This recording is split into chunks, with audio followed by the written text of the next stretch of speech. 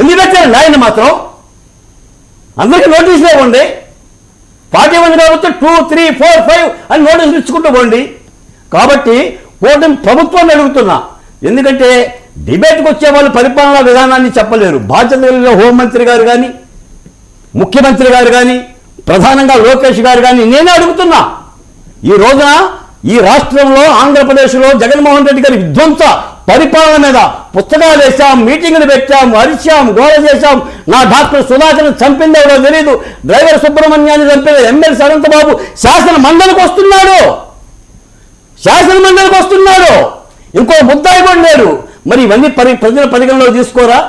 తీసుకోవాలి. మీరు అరెస్టుల గురించి మాట్లాడుతుంటే, ఎవరిని అరెస్ట్ చేస్తారని మీరు మాట్లాడుతుంటే విద్యుత్ ఛార్జీల గురించి మాట్లాడుకోవాల్సిన పరిస్థితికి వస్తుంది. ప్రశ్నకు సూటిగా సమాధానం చెప్పలేకపోతున్నామంటే కూటమి ప్రభుత్వం చర్యలు తీసుకోవడం లేదు కాబట్టి తీసుకోవట్లేదని చెప్పాల్సి వస్తుంది. లేకపోతే కనకారావు గారికి ఏ సమాధానం చెప్తా? సో కనకారావు గారు, మీరు ధైర్యంగా ఉండండి.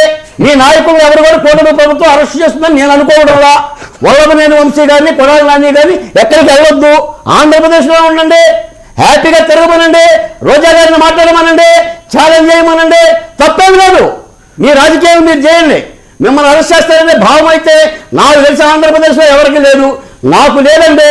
ఎందుకంటే ప్రధానంగా నేను చేసింది జగన్మోహన్ రెడ్డి గారి విధ్వంస పరిపాలన మీద యుద్ధం చేశాం. బాలకోటే నీ కాలు చేస్తానంటే ఇంకో కాలు ఉంటుందిగా సార్ అని చెప్పా, చెయ్యి చేస్తానంటే ఇంకో చెయ్యి ఉంటుందిగా అని చెప్పా. నా పత్రిక మోతేసుకున్నా 1631 రోజులు అమరావతి ఉద్యమంలో విశ్రాంతి లేదు. రామాయణం చదివా, భగవద్గీత చదివా, అన్ని పురాణాలు చదివా. ఎందుకంటే యుద్ధం కోసం, చైతన్యవంతం కోసం రాముని గురించి చెప్పా, రావణాసురుడి గురించి చెప్పా, రాముడి గురించి చెప్పా, శ్రీకృష్ణుడి గురించి చెప్పా, పాదయాత్రలు చేశాం. ఏమైందండి? మాకు కూడా అడుగుతున్నా కనకారావు గారు, అమరావతి మీద పెట్టిన మీ కేసుల్లో అమరావతి రైతుల మీద ఒక్క కేసు ఎత్తేయలేదండి ఇప్పటి వరకు. మా మహిళలు కోర్టుకే పోతున్నారు, ఆటోల మీద, బైకుల మీద. కాబట్టి 99 టీవీ కోడూరు ప్రభుత్వ పెద్దలు చూస్తారో లేదో నాకు తెలియదు, కానీ ఈ వర్మ గారి డిబేట్ చూడండి, లోకేష్ గారు నేను తెప్పించుకొని చూడండి. నేను మాట్లాడుతున్న భాగ్యనగరంలో, హైదరాబాద్లో. ఎందుకంటే నన్ను ప్రశ్నిస్తున్నారు, ఎవరు అరెస్ట్ చేస్తారా బాలకోటయ్య గారు? అరెస్ట్ చేయరా? పోని వాళ్ళందరూ నేరం చేయలేదంటే చెప్పేసేయండి, తప్పు లేదని చెప్పండి, వాళ్ళే తప్పు చేయలేదని చెప్పండి. ఇప్పుడు మిత్రులు అడుగుతున్నాడు, భువనేశ్వరి దేవిని అసెంబ్లీలో అగౌరవపరిచి అసెంబ్లీకే దూరం చేసిన చంద్రబాబు నాయుడు గారిని, మరి ఆ వ్యక్తిని మీరు అరెస్ట్ చేయరా? వల్లభనేని వంశీ గారిని ఎందుకు అరెస్ట్ చేయరు? సామాజిక న్యాయం కావాలి కదా అరెస్టులో కూడా.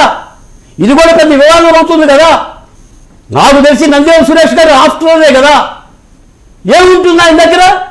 ఒక నందిగామ సురేష్ లోపలేసి ఇక అందరిని అరెస్ట్ చేశాం. ఎందుకు పోతారండి కోర్టులకి? హైకోర్టుకి వెళ్ళి బెయిల్ తెచ్చుకునేంత వరకు సుతరాంలో చూస్తారా? మరి మీకు ఇవ్వలేదుగా జగన్మోహన్ రెడ్డి గారి అవకాశం. ఆయన ఆదివారం అరెస్ట్ చేయాలనుకుంటే శనివారం అరెస్ట్ చేసిండు, శనివారం అరెస్ట్ చేయాలనుకుంటే శుక్రవారం అరెస్ట్ చేసిండు కదా ముఖ్యమంత్రి గారు, చంద్రబాబు నాయుడు గారు. నేను చెప్తున్నాను, రవిని చెప్తున్నాను, ఇది ఒక్క డబల్ ఎంట్రీనా కాదు. అన్ని చోట్ల మాకు ఎదురవుతున్న ప్రశ్న, రాష్ట్రంలో ఎదురవుతున్న ప్రశ్న, నన్ను అడుగుతున్న ప్రశ్న. దీనికి పరిష్కారం చెప్పాల్సిన బాధ్యత ఉంది. దీని పరిష్కారం చెప్పాలి, అభివృద్ధి చేయండి. అభివృద్ధితో పాటు మీరన్న మాటలే ఎన్నికల్లో పవన్ కళ్యాణ్ గారు ఏమన్నారు? పాతాళ లోకానికి తొక్కేస్తామన్నాడు. ద్వారంపూడి క్రిమినల్ సామ్రాజ్యాన్ని ధ్వంసం చేస్తానన్నాడు. వినాలి కదా సార్, ఒక మాట ఉండాలి కదా. కేవలం ప్రతిపక్ష పార్టీ కాబట్టి, ఏదో 11 సీట్లు వచ్చినాయి కాబట్టి 7 నెలలుగా 11 వచ్చినాయి. సుఖమేంటి? అభివృద్ధి చేయాలి. అభివృద్ధితో పాటు నేను మనం ఈ డిబేట్లో చెప్పాను సార్, ఏ జగన్మోహన్ రెడ్డి గారి పుట్టిన రైల్వే స్టేషన్ ఎందుకు పెట్టకూడదు? 100 గ్రాముల బంగారం దొంగిలించిన వాడికి దొంగ అని చెప్పి పోలీస్ స్టేషన్లో పెడుతున్నారు కదా, బస్టాండ్లో పెడుతున్నారు కదా, జేబు దొంగని పెడుతున్నారు కదా.